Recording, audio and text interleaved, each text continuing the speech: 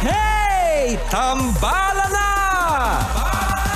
At eto na sila, ang nag-iisang masugid na tagahanga ni Nicole Yala. Chris Chuper! Kasama ang nag-iisang die-hard fan ni Chris Chuper, Nicole Yala! Dear Nicole and Chris. Dear Nicole and Chris. Dear Nicole and Chris. Dear Nicole and Chris. Magandang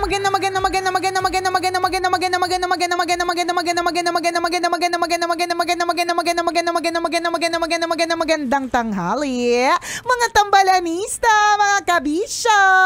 Hi partner. Hi partner, hi mga kabisyo.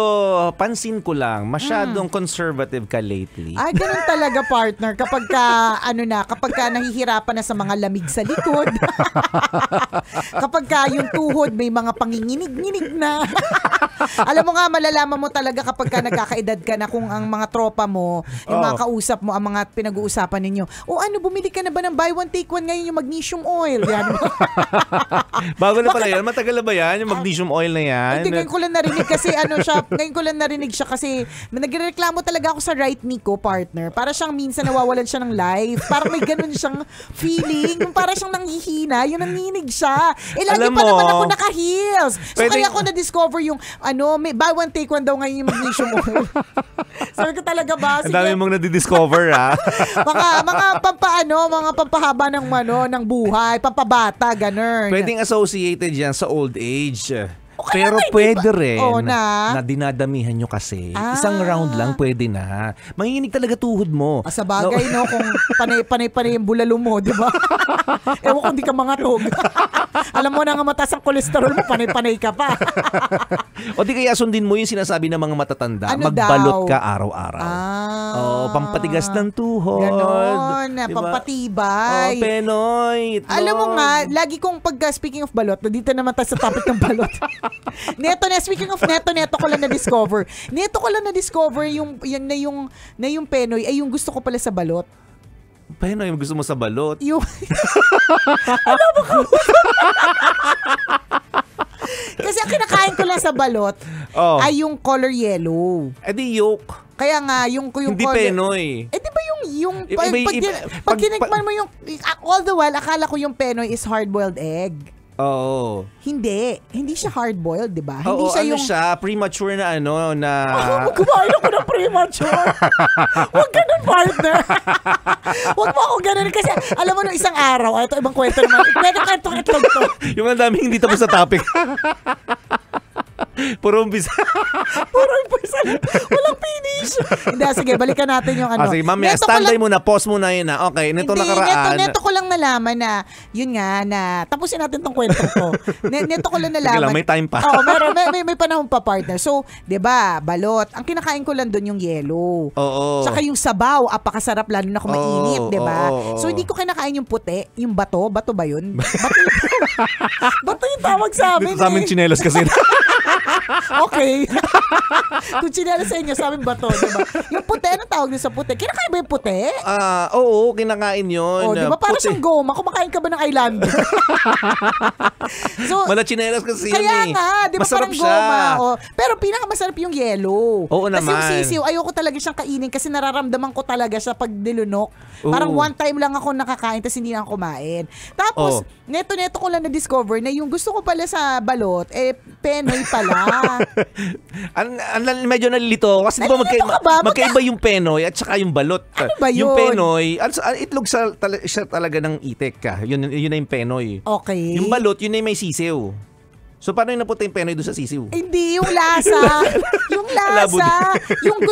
yung di ba yellow lang yung basta gusto yellow. ko. Yolk lang yung gusto ko doon sa balot, di ba? So, nung kumain ako ng penoy, parang ulala, ito din pala yun. Di sana penoy tama. Gets? Correct. So, sana penoy na lang yung lagi kong in-order. Oo nga. Hindi ka pa napamahal kasi mas mura ang penoy kumpara sa balot. Correct. Ganon. Neto ko lang siya nalaman. Promise. As in, 44 na ako.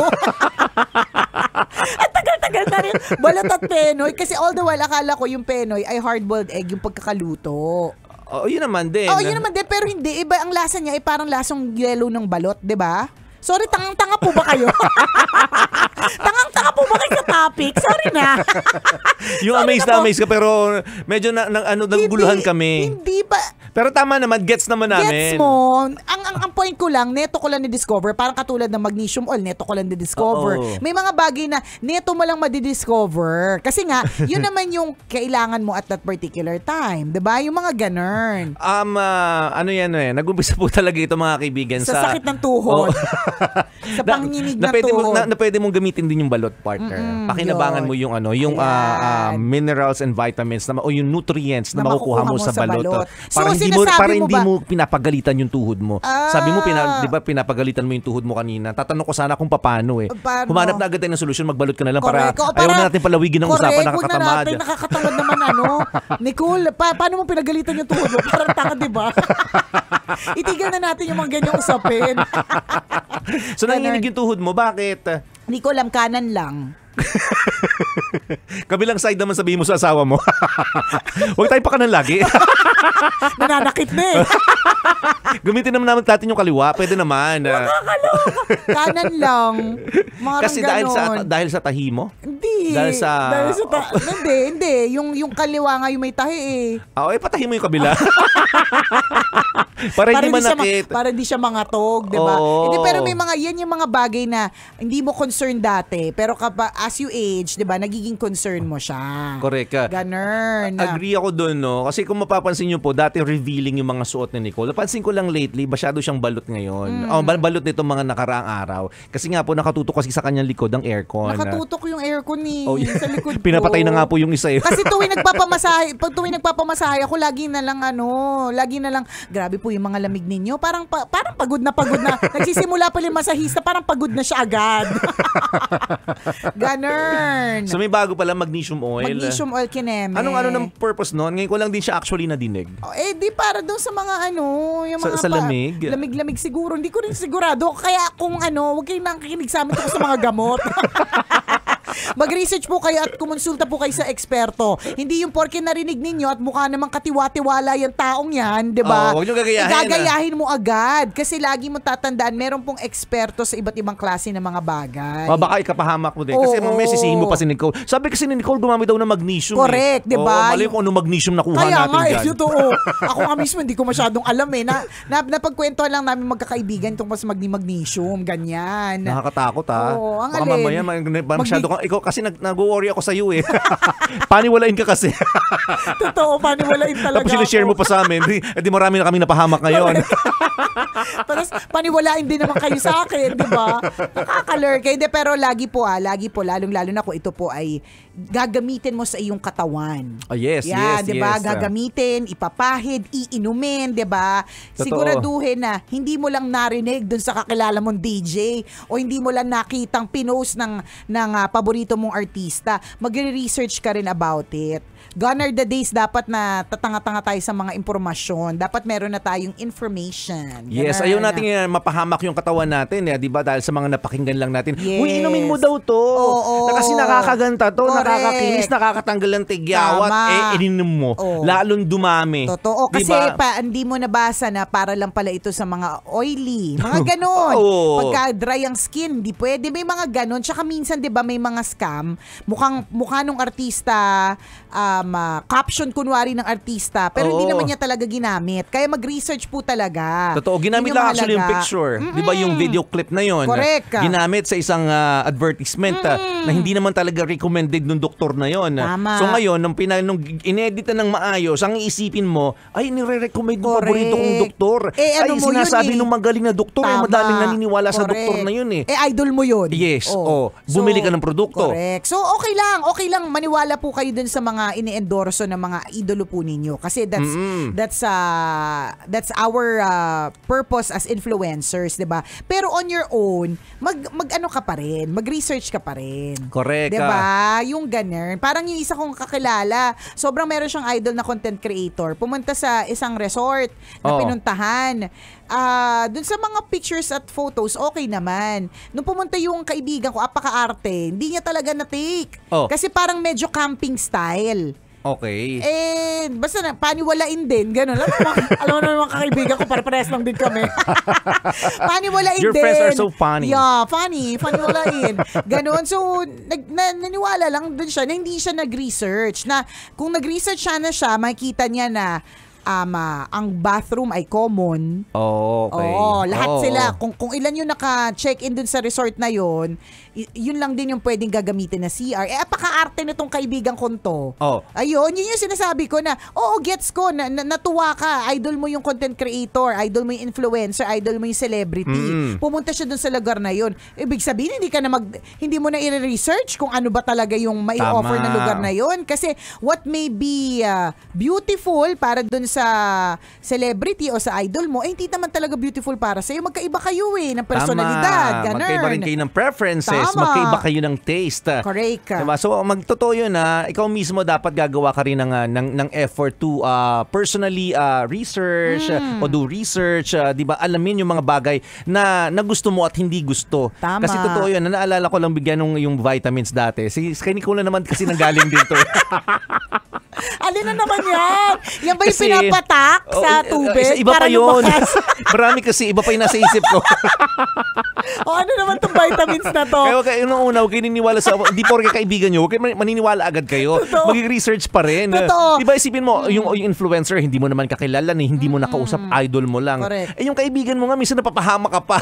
Tama. What more yung hindi mo kakilala? Diba yung vitamins dati, nung mga panahon na payatot pa po kami noon, as in lampayatot. So, since lampayatot kami, mga anong tawag doon, ting-ting ang mga katawan sa sobrang payat. So nangangarap kami na magkaroon ng konting laman. Noong mga panahong bata pa kami, si Nicole yung unang bumili noon. Hindi, diet pill yung akin. Hindi, bumili ka rin yung noon parang para siyang champoy na diet kineme. Ikaw din yung kineme. Kita mo na. Halatang hindi talaga pagtitiwalaan. Sige, appetizer, pampagana, pampataba. Correct. Ang nangyari, di ako nga nag-recommend noon. Sa'yo nang galing.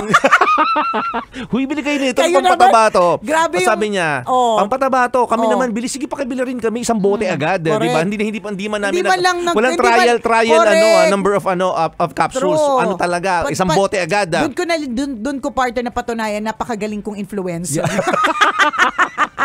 Sinabi ko lang, pinuntahan agad, bumili agad. Nagpabili agad. Correct. Isang bote agad. So kami naman, tumaba naman kami. Kaya lang. Pero mukha lang. Pisngi lang po yung lumalaki. Yung ulo namin yung lumalaki. Nagiging caricature po kami. Bakit ganun caricature na ako? At that time, hindi naman kami masyadong sikat pero may hydrocephalus kami. Correct. Ganon. Parang ang tumaba po talaga sa kanila pisngi. Namisngin kami talaga. Totoo. Namanas yung pisngi namin. Pisngi lang. Yung isa naman yung diet kineme. Yan. Sa'yo rin ang galing. Ikaw di supplier niyan. Naniwala na naman sa endorsement mo. Correct, ayan. So, anong nangyari? Okay naman, kaya lang hindi namin alam. Nakakapayat talaga siya. Meaning, bawat kainin mo, maski candy, sinipsip mo partner, masisi-CR ka eh. So talaga wala mapupunta, walang mariretain. Tapos ang di namin alam, may effect pala siyang matutuyot yung utak mo. Yung pumayat ka pero tuyot yung utak mo, may ganun siyang effect. So, and ako naman partner, hindi naman ako yung supplier nun eh. Narinig ko lang din. Yun. Narinig ko lang din. Nung mga time na yun, wala pa masyadong, hindi pa uso yung research, yung Google, hindi pa ganun, hindi pa siya popular. Word of mouth ang power ng advertisement. Correct. Ngayon, wala na po tayong rason para hindi mag-research at mag-check. Yes. So mag-double check po talaga, mag-triple check, quadruple check. 'Di ba? I-check mo nang maigi kasi hindi natin masasabi, 'di ba?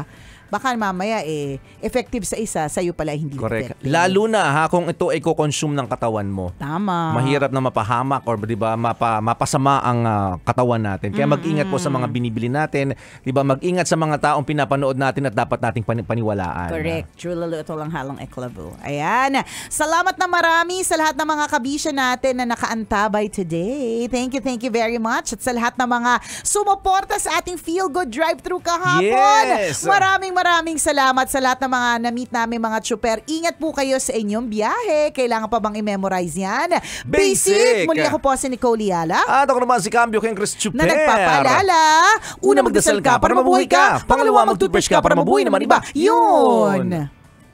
Kailangan pa bang i-memorize yan? Love Basic!